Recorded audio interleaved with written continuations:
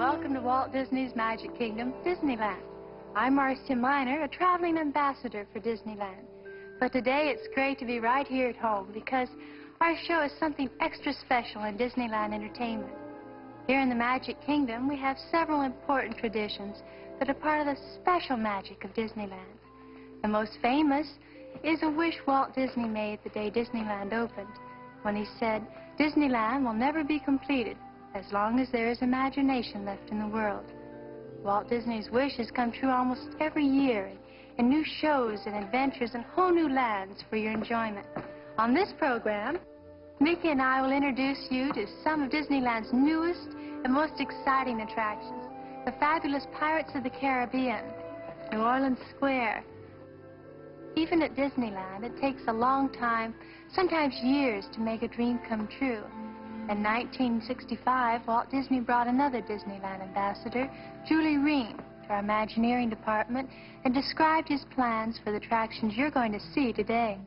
This is what we call New Orleans Square.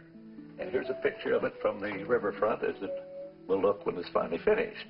And all these little streets are going to be very intriguing, little shops and things, and people can wander around in there. And then in here, we have a special attraction. We call it the Blue Bayou Lagoon. People are going to get on a boat here, ride through the lagoon, and then as they get around here, we're going to take them down a waterfall and take them back into the past, into the days of the pirates, you know, where the whole Caribbean area was full of pirates, and they were always sacking towns and things. You believe in pirates, of course. Oh, yes. So you want to see some? Love to. Right over here, we'll meet them. Now you take this little miniature here is taken first from a sketch. We make these sketches to figure out the types and the characters. But this will animate when we have it in the show, you know. Now these sketches here have to do with some of the things that are going to happen when you take this cruise through the pirates' domain. Here's one here. Here's a pirate laden with loot. He's trying to escape. He's got one foot on the dock and one foot on a rocky boat. You know, as the people go by, they see him. He's struggling and everything. Good luck to him. Well, he can't make it, or the show would go to pieces, you see. He has to stay there all the time and keep trying to get away. Now we'll go around and see the town that the pirates are sacking. It's right over here. Here are the pirates in here ransacking and carrying away loot. Now over here, Julie, is the town. This is a Caribbean town at the period, and you get down here and look through that little ring, you get the view that the audience gets. Now here, you see the pirates are dunking the mayor into the well, trying to force him to reveal the hiding places of the town treasure. The audience will be seeing this from a boat, you know, and all the characters will be life-size and lifelike in their movements. These fellows have found the town's rum supplies, but they're actually more interested in what's taking place across the river. Here, their shipmates are auctioning off the town beauties, and there's the biggest bargain of all. That is absolutely fantastic. Well, it's only part of it. We got a big climatic scene. But how could you top it? Well, we set the place on fire, and we have our audience trapped down in this flaming city. And how can they get out then? Well, now you got into this mess by going down a waterfall. Now, how would you suppose we get them out of there? By going up the waterfall? That's right. Anything's possible in Disneyland.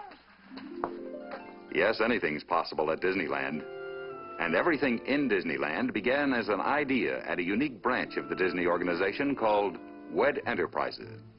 Here, the skills of the sculptor and the talents of many artists combined to create the amazing audio-animatronic cast of the Pirates of the Caribbean. For their parts in the show, even the boldest buccaneer was groomed and dressed in his Sunday best.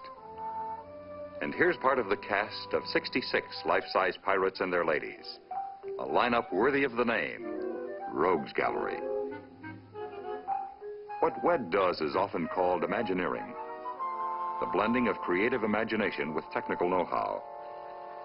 The audio animatronic performers in the Pirates of the Caribbean show are an example of Imagineering at work. As its name implies, audio animatronics begins with sound.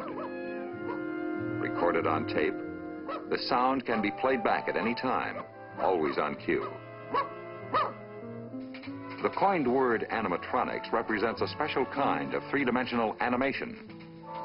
Here's a rehearsal for the scene where the town mayor is dunked in the well every 20 seconds all day long. The third key to audio animatronics is the electronics of the space age. Using complex equipment and systems, these specialists are programming every movement of every pirate and also the more subtle movements of their prisoners. When all three processes, sound, animation, and electronics, were finally combined and synchronized, the pirates began to come to life. Meanwhile, other craftsmen were preparing the scene of battle for the arrival of the buccaneers. Canvas sails began to show the signs of battle, bullet holes and gunpowder burns. The old Caribbean town was given an aged look, with the usual care and precision. And finally, it was almost time for the pirate crew to set sail. But first there was one more journey, perhaps the most dangerous of all. The trip from Wed to Disneyland on the Southern California freeways. The pirates' destination is close by Disneyland's own muddy Mississippi. Here all sizes and shapes of ships sail, from the majestic stern-wheeler Mark Twain to the mighty three-masted vessel Columbia. New Orleans Square, the new home of the pirates, is located at a bend of the river, just a few steps from the landing where the Mark Twain and Columbia dock. With its ornate woods and lacy iron grillwork, New Orleans Square stands above all the lands in Disneyland for sheer elegance of design and the faithful recreation of another age. If this looks like a page out of an old New Orleans photo album, it was planned that way. This is the Queen of the Delta as she looked a century ago, when cotton was king and steamboats ruled the Mississippi. Here in Disneyland, New Orleans Square is the first entirely new land built since the Magic Kingdom opened in 1955. At the Walt Disney Studio, we've always been partial to pirate stories. You remember my friends Captain Hook and Mr. Smee from Peter Pan? New Orleans was once the home of real live pirates like the notorious Jean Lafitte. So what better place for the Pirates of the Caribbean show than right here? Opening day was dark and dreary, the kind of day that would have brought a ray of sunshine into the hearts of Blackbeard or Long John Silver. Aboard the Columbia, the newspaper and television reporters were out in force to cover the grand opening, armed to the teeth with pencils and cameras. Hardly a fair match for a swashbuckling band of buccaneers armed with pistols and cannons.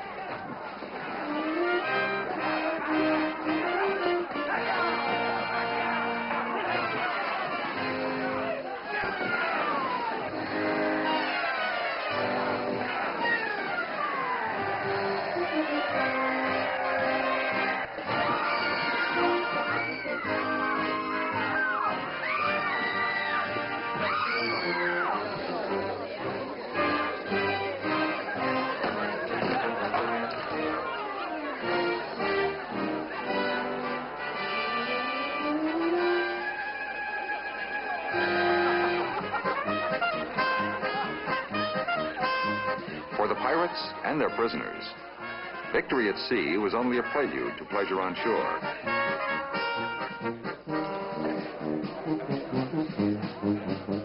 With the Columbia's crew of reporters and photographers safely in tow, there was only one more hurdle for the pirates to overcome.